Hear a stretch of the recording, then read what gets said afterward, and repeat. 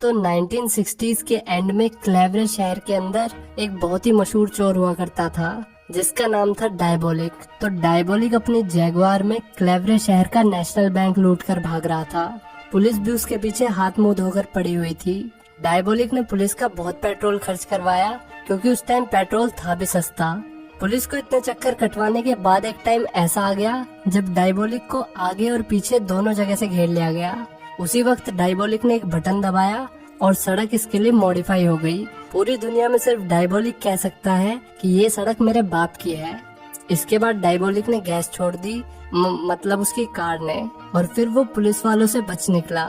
लेकिन एक पुलिस वाला था जो इसका पीछा ही नहीं छोड़ रहा था, इंस्पेक्टर जेंको। लेकिन डायबोलिक ने इंस्पेक्टर जेंको का भी पागल बना दिया। इसके बाद जॉर्ज को दिखाते हैं जो भरी महफिल छोड़कर एक खूबसूरत लड़की के पास जाता है। इस लड़की का नाम है ईवा कैंट। इसने एक रईस बुड्ढे से शादी करी थी और फिर उस बुड्ढे के मरने के बाद ये भी रईस हो गई।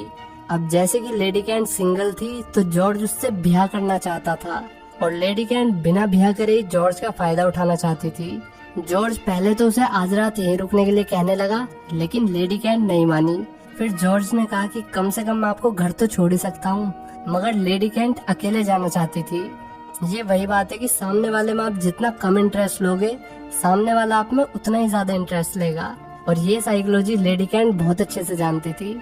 इसके बाद जब वो पैदल घर जा रही थी तो कोई उसका पीछा करने लगा। असल में ये और कोई नहीं बल्कि इंस्पेक्टर जेंको था।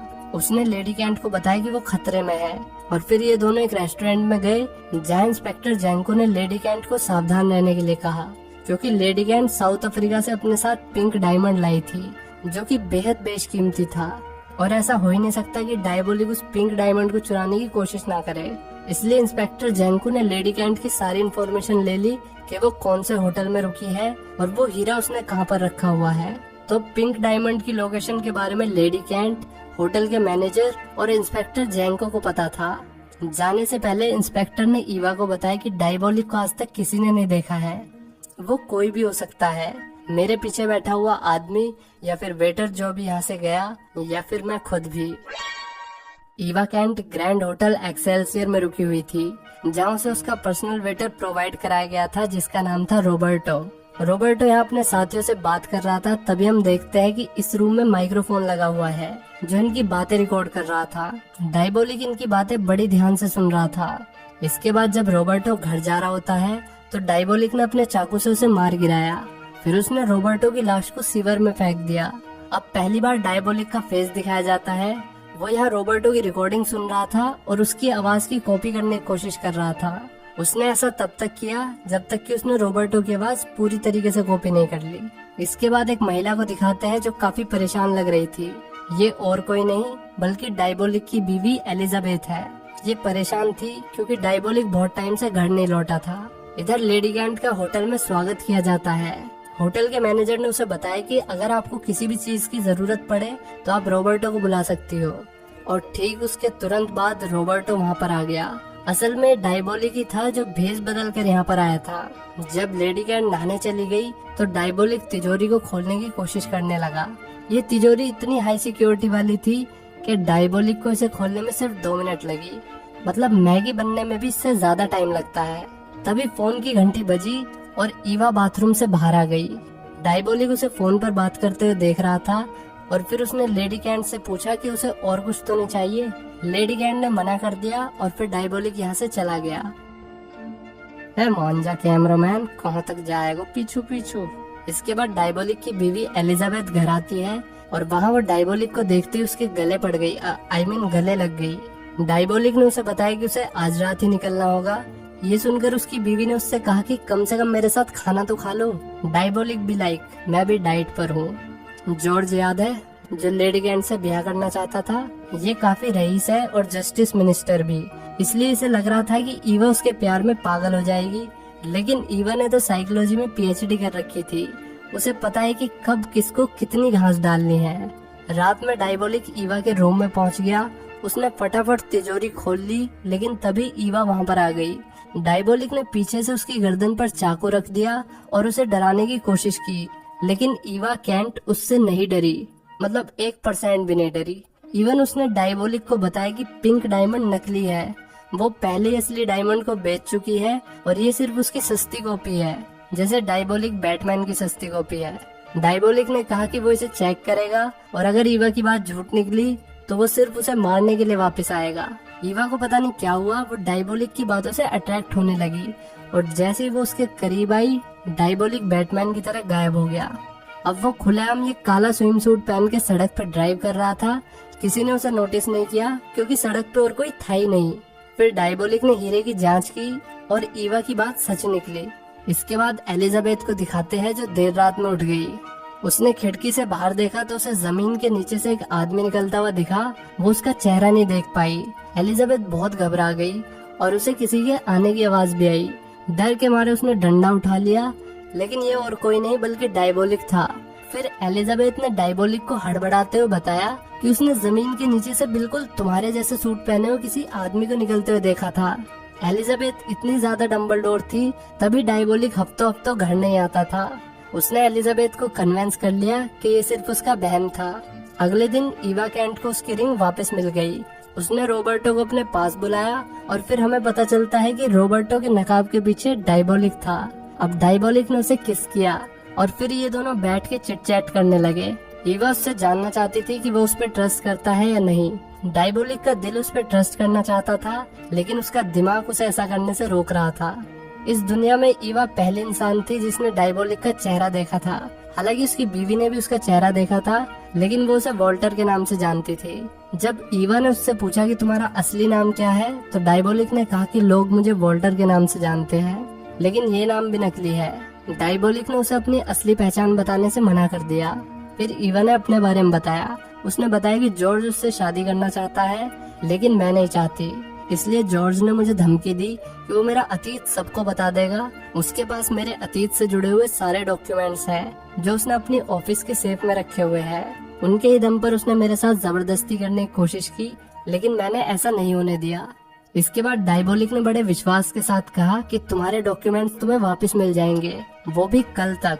डायबोलिक ने उससे कहा कि वो कल दोपहर मिड डे कैफे में उसका इंतजार करे और जो भी आदमी तुम्हारे पास आकर कहेगा गो खा लो, तो समझ जाना वो मैं हूँ।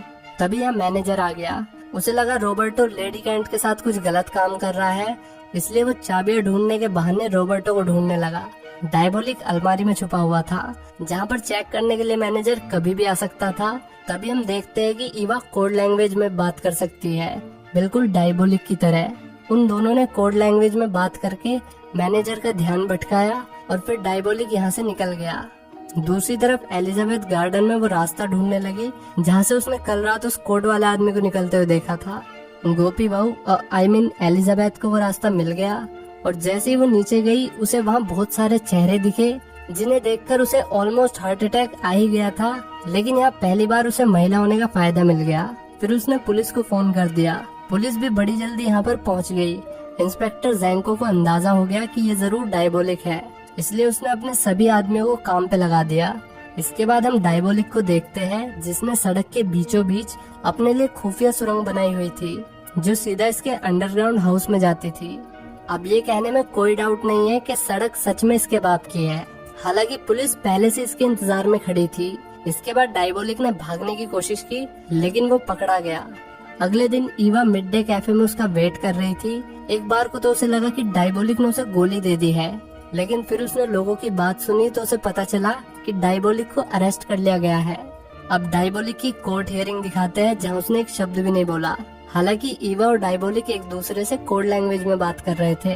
डायबोलिक ने उसे कुछ इंस्ट्रक्शंस दिए, जैसे कि उसे उस दीवार की तीसरी ईंट को दबाना है जिस दीवार पर यहाँ मूतना मना है लिखा हुआ है। तीसरी ईंट दबाते ही वो दीवार खुल गई।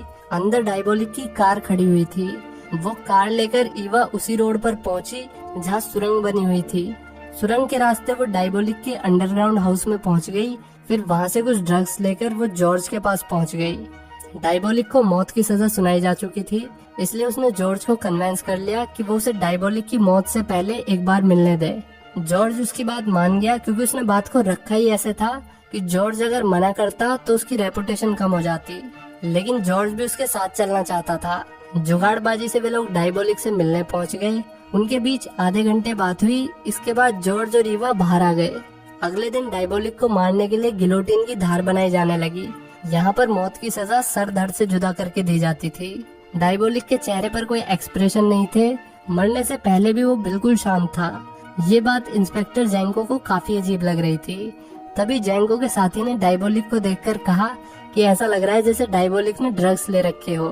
ये सुनते इंस्पेक्टर जैंको के दिमाग की बत्ती जली, लेकिन उसके कुछ करने से पहले काम तमाम हो गया। असल में डायबोलिक नहीं बल्कि जॉर्ज था। यहाँ हमें पता चलता है कि डायबोलिक ने पहले ही जॉर्ज का चेहरा बना रखा था और उस रात ईवा 2 मास्क लेकर आई थी और 2 ड्रग्स। पहले ड्रग्स से जॉर्ज ने अपनी सेफ का कोड बता दिया और ये भी बता दिया कि उसने डायमंड और ज्वेलरी कहाँ पर रखी हुई है, और दूसरा ड्रग उसे होश में भी बेहोश रखने के लिए था। इधर डायबोलिक जॉर्ज बनके उसके ऑफिस गया और वहाँ से ईवा की फाइल ले आया। पुलिस भी वहाँ पहुँच गई, हालांकि हमेशा की तरह वो देर से पहुँचे। इसके बाद एक अमीर लेडी को दिखाते हैं जो अपना कीमती सामान सबसे सुरक्षित लॉकर में रख रही थी। ये लॉकर कई परतों से मिलके बना हुआ था, जिससे इसकी सिक्योरिटी डबल हो जाती है। दूसरी तरफ इंस्पेक्टर जैंको डायबोलिक को पकड़ने का प्लान बना रहा था। उसे पता था कि इस वक्त सबसे ज्यादा माल किसके लॉकर में है, इसलिए इंस्पेक्टर ने अंदाजा लगा लिया कि डायबोलिक अब वही मुंह मारेगा। इधर उस अमीर महिला को दिखाते हैं जो और कोई नहीं बल्कि ईवा केंट थी। ईवा ने अब डायबोलिक को लॉकर की सारी जानकारी दे दी। डायबोलिक ने प्लान बनाया कि वो सीवर के रास्ते से लॉकर में घुसेगा। लॉकर रूम में सेंसर लगे हुए थे, इसलिए उसने वहाँ पानी भर दिया ताकि कोई भी सेंसर पानी में उसे डिटेक्ट न कर पाए। अब पुलिस भी यहाँ आ चुकी थी। इंस्पेक्टर जैंको को यकीन था कि वो सीवर में से ही निकलेगा, इसलिए उसने पास के सभी सीवर्स पर अपने आदमियों को खड़ा कर दिया। हालांकि ईवा की मदद से डायबोलिक बाहर आ गया, लेकिन 2 पुलिस वाले यहीं खड़े हुए थे। उसने अपने चाकू से दोनों पुलिस वालों को ठिकाने लगा दिया।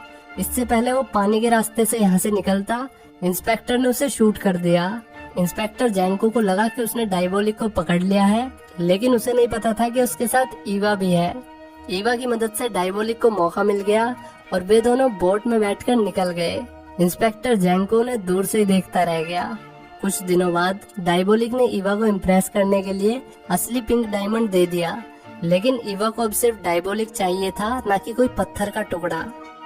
कुछ ज्यादा नहीं हो गया? तो कैसी लगी ये वीडियो कमेंट करके बताओ, और वीडियो को लाइक और चैनल को सब्सक्राइब करना मत भूलना। मिलते हैं नेक्स्ट वीडियो में। Till then take care, bye bye.